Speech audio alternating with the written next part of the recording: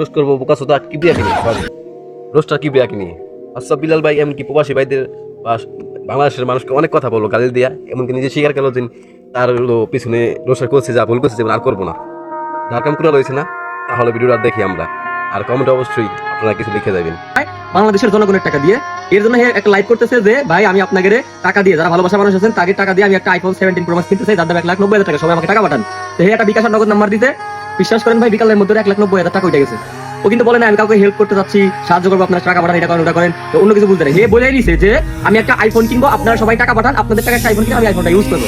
ব্যাস লোকজন 1,90,000 টাকা পাঠাইছে কয়েক ঘন্টার মধ্যে। এইটা ভাই বাংলাদেশের ইতিহাস।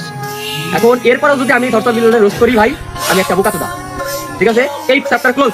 আর আরেকটা চ্যাপ্টার হচ্ছে বাংলাদেশের মানুষ বোকাচোদা।